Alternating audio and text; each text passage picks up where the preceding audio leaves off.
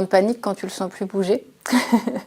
Où là, tu tapes le ventre dans tous les sens, tu touches, et plus tu touches, plus tu stresses, moins ça bouge. Et j'arrivais encore pas trop à y croire. J'ai refait un autre test le lendemain pour dire. Et surtout, j'avais Karim à Casablanca qui arrêtait pas de me demander si je faisais le test. Et j'avais envoyé après à la gynéco le test, et elle m'avait rappelé en explosant de joie, et ça m'avait vachement ému. Il était super content, super heureux. Il a dit: je le savais, je suis trop fort, parce que c'est terrible. Et je trouve que les nausées, c'est plus terrible que les vomissements. Surtout me dégoûter aussi pour manger, moi qui suis archi gourmande. J'arrivais à table et j'étais ça me dégoûte. Mais tout le temps, ça doit être insupportable pour les autres. Alors le premier trimestre, je supportais rien.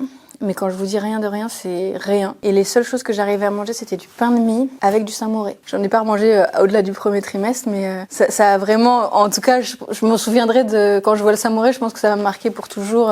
Je l'appelle mon bébé. Sachant que j'appelle déjà mon mari mon bébé. C'est de prendre contact avec une sage-femme. Et c'est vrai que le premier trimestre, normalement, tu prends pas contact tout de suite parce que c'est pas le moment de préparation à l'accouchement. Mais au final, j'avais fait un rendez-vous comme ça...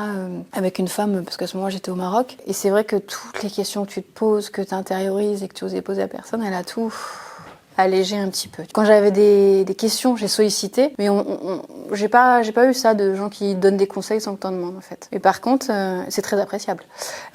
Ce que je disais, c'est que j'essayais de pas trop penser à l'accouchement, donc c'est quelque chose qui se rapproche, et que j'ai rendez-vous avec la sage-femme dans 2 semaines, et que ces vraies questions, tout ça, je vais me les poser à ce moment-là. Mon frère est pas quelqu'un de très démonstratif. Il m'a dit qu'il était super heureux, fier, content pour moi, et pas comment vous dire. J'ai mesuré dans ses yeux, puis il l'a réécrit après, à quel point c'était pas une formule de politesse, à quel point c'était pensé. On a perdu mon père 1 an et demi avant.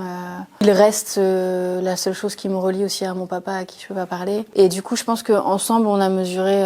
Voilà, la vie, c'est des cycles. Quand t'as eu une épreuve difficile et qu'après il y a une jolie épreuve, un joli moment. Je pense que tu le savoures 2 fois plus. Le premier trimestre quand même où t'es archi fatiguée, et que je trouve que ça mine le moral en fait. Cette fatigue, ces nausées, je trouve que ça t'empêche de profiter.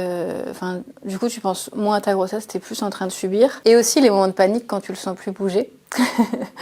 Où là, tu tapes le ventre dans tous les sens, tu touches, et plus tu touches, plus tu stresses, moins ça bouge. Ah non, je vous ai dit, je vis dans l'instant présent.